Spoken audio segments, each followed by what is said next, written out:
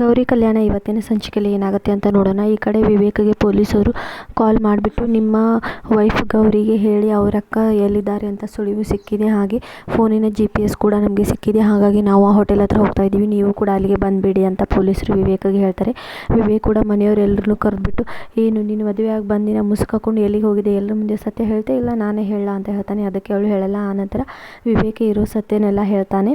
ಆನಂತರ ಏನಾಗುತ್ತೆ ಅಂದರೆ, ನಮ್ಮ ಅಕ್ಕ ಎಲ್ಲಿಗೆ ಹೋಗಿದ್ದಾಳೆ, ಏನು ಮಾಡಿದ್ದಾಳೆ ಅಂತ ಅವಳು ಹೇಳಿದ ಮೇಲೆ ತಾನೇ ನನ್ನ ತಪ್ಪು ಏನಿಲ್ಲ ಅಂತ ನಿಮಗೆ ತಿಳಿಯೋದು, ಅದಕ್ಕೆ ನಾನು ಪೊಲೀಸ್ ಕಂಪ್ಲೇಂಟ್ ಕೊಟ್ಬಿಟ್ಟು ಬಂದಿದ್ದೆ ಅಂತ ಗೌರಿ ಹೇಳ್ತಾಳೆ. ಇದಕ್ಕೆ ನಿಮ್ಮ ಅಕ್ಕನ ಮಾತ್ರ ಗೊತ್ತಾಗಲ್ಲ, ನೀನು ಏನೇನು ಸುಳ್ಳು ಹೇಳಿದೆ ಅದು ಕೂಡ ಎಲ್ಲ ಗೊತ್ತಾಗುತ್ತೆ, ಅವಳನ್ನು ಹೇಳ್ಕೊಂಡು ಬರ್ತೀನಿ, ಆಮೇಲೆ ನೀನು ಮಾಡಿದ ತಪ್ಪು ಕೂಡ ಎಲ್ಲರ ಮನೆಯವ್ರ ಮುಂದೆ ಗೊತ್ತಾಗುತ್ತೆ ಅಂತ ವಿವೇಕ್ ಹೇಳ್ತಾನೆ. ಹೌದಾ, ಎಲ್ಲಿದ್ದಾಳೆ ಅಂತ ಗೊತ್ತಾಗಿದೆ, ಹಾಗಾದರೆ ನಾನು ಬರ್ತೀನಿ ಅಂತ ಗೌರಿ ಹೇಳ್ತಾಳೆ.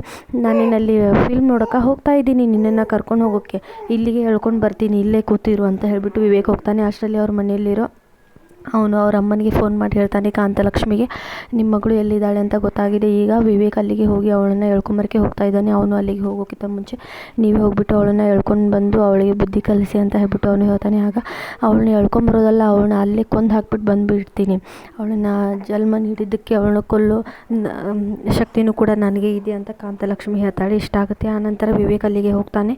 ವಿವೇಕ್ ಅಲ್ಲಿಗೆ ಹೋಗಿದ್ದನ್ನು ಮನೋಜ್ ನೋಡ್ತಾನೆ. ಮನೋಜ್ ನೋಡಿದ ತಕ್ಷಣ ಅವಳಿಗೆ ಮೋನಿಕಾಗೆ ಫೋನ್ ಮಾಡಿಬಿಟ್ಟು ಹೇಳ್ತಾನೆ, ಅವರಲ್ಲಿ ಬರ್ತಿದ್ದಾರೆ, ಅಲ್ಲಿಂದ ಬೇಗ ಎಸ್ಕೇಪ್ ಆಗಿಬಿಡು ಅಂತ ಹೇಳ್ತಾನೆ. ಇದನ್ನು ಕೇಳಿದ ಮೋನಿಕಾ ಅಲ್ಲಿಂದ ಎಸ್ಕೇಪ್ ಆಗೋಕ್ಕೆ ಅಂತ ಹೊರಗೆ ಬರ್ತಿರ್ತಾಳೆ. ಅಷ್ಟರಲ್ಲಿ ಅವರಲ್ಲಿ ಬರೋದನ್ನು ನೋಡಿಬಿಟ್ಟು ಅಲ್ಲೇ ಮುಚ್ಚಿಟ್ಕೊಂಡ್ಬಿಡ್ತಾಳೆ. ಇವತ್ತಿನ ಎಪಿಸೋಡ್ನಲ್ಲಿ ಇಷ್ಟ ಆಗುತ್ತೆ. ಪೂರ್ತಿ ಎಪಿಸೋಡ್ ಬೇಕು ಅಂದರೆ ಸಬ್ಸ್ಕ್ರೈಬ್ ಮಾಡಿ. Stay tuned. ಬಾಯ್.